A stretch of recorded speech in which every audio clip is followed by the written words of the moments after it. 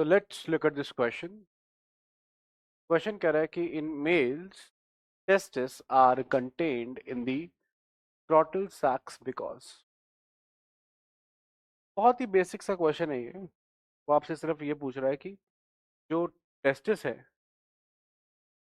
जो टेस्टिस है वो स्क्रोटम सैक्स में क्यों है, कि क्या फंक्शन है कि वो स्क्रोटम सैक्स में है। वो बाहर एब्डोमेन में, सॉरी, अंदर एब्डोमेन में भी रह सकती है। तो ऐसी क्या जरूरत पड़ी कि उसको बाहर अलग से स्क्रोटल सैक्स में रखना पड़ा है, उसकी एक अलग जगह बनानी पड़ी। अदर ऑर्गन्स, ए ऑप्शन है, other organs do not make space for the testis in the abdominal cavity. ये आंसर नहीं है। इसका बेसिक सा लॉजिक है, क्योंकि टेस्टिस ना, आपने अगर पढ़ा हो तो बनती एब्डोमेन के पास ही है। किडनी के पास टेस्टिस बनती है सेम वहीं पर जहां पर फ्रॉग की टेस्टिस होती है।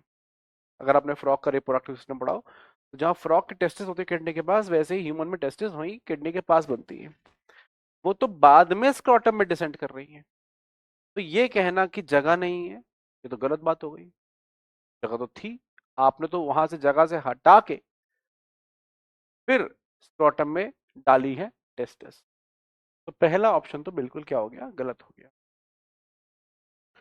दूसरा कह रहा है testis in the abdomen will hamper maturation of the sperms.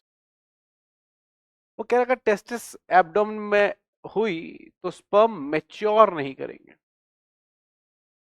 हो सकता है कि वो मैच्योर ना करें, लेकिन उससे ज्यादा इंपॉर्टेंट ये है कि स्पर्म बनेंगे ही नहीं। तो मैच्योरेशन की बात फॉर्मेशन के बाद आएगी। एब्डोमेन का टेम्परेचर थोड़ा सा कंपैरेटिवली हाई होता है, उस लिहाज से जो टेम्परेचर हमें चाहिए स्पर्मेटोजेनेसिस के लिए। स्पर्मेटोजेनेसिस के लिए जो ऑप्टिमम टेम्परेचर होता है वो करीब करीब आप समझिए कुछ 35 डिग्री सेल्सियस, या आप कह सकते हैं 34.5 से 35 डिग्री सेल्सियस का टेम्परेचर चाहिए होता है। लेकिन एब्डोमेन के अंदर 37 डिग्री सेल्सियस टेम्परेचर होता है, जो कि ऑप्टिमम नहीं है फॉर दी स्पर्म फॉर्मेशन।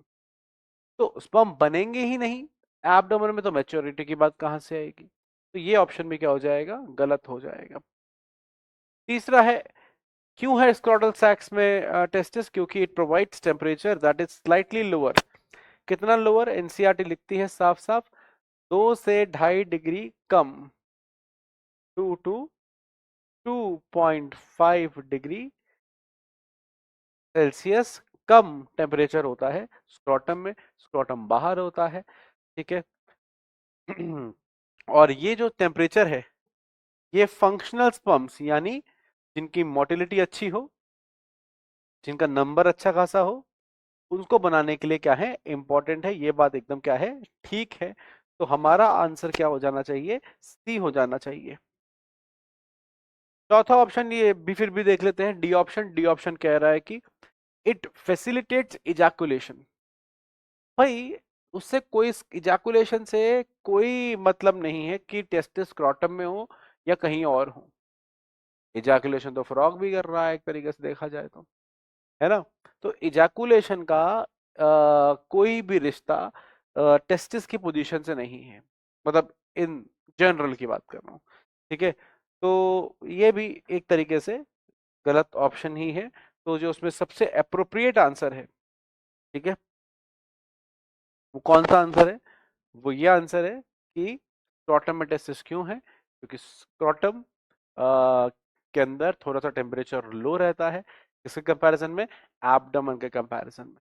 दूसरा कॉन्सेप्ट आप ये भी याद रखिएगा कि स्क्रोटम जो है, ठीक है ना, उसमें मसल्स वगैरह रहती हैं, ठीक है। डार्टस मसल ऑफ स्क्रोटम होती है, इंगुइनल कैनाल की क्रीमास्टर मसल्स होती है।